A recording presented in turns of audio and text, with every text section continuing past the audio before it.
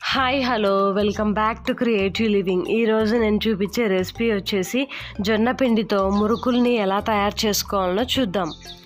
చిన్నపిల్లల నుంచి పెద్దవారి వరకు ఎవరైనా ఈ జొన్న పిండి మురుకులు తినవచ్చు. ఇప్పుడు ఒక మిక్సీ జార్ తీసుకొని 1 టేబుల్ స్పూన్ వరకు వామును వేసుకోవాలి. 2 టేబుల్ స్పూన్ల వరకు మినప్పప్పును వేసుకోవాలి. ఇప్పుడు 1 టేబుల్ స్పూన్ వరకు జీలకర్రను రుచికి సరిపడినంత సాల్ట్ వేసుకొని మెత్తగా పౌడర్ చేసుకొని పెట్టుకోవాలి.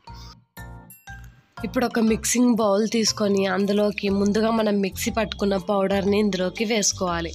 ఇప్పుడు 1/2 కప్పు వరకు శనగపిండిని వేసుకోవాలి. తర్వాత 1 కప్పు వరకు జొన్న పిండిని వేసుకోవాలి.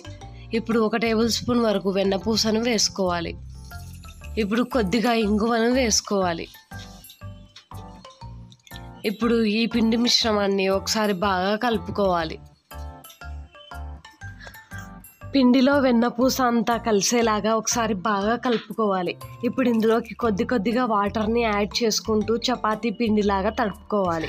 ఇప్పుడు ఇలా మురుకుల గొట్టం తీసుకొని అందులోకి 1 టేబుల్ స్పూన్ వరకు ఆయిల్ని గ్రీస్ చేసుకోవాలి.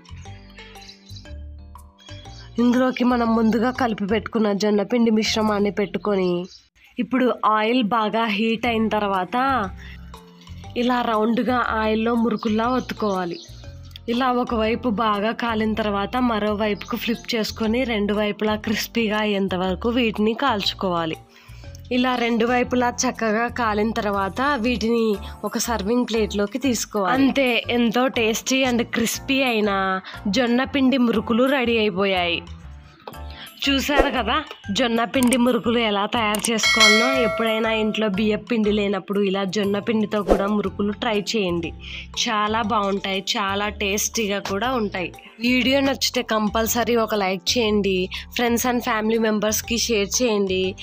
సబ్స్క్రైబ్ మాత్రం అస్సలు మర్చిపోకండి. Thanks for watching.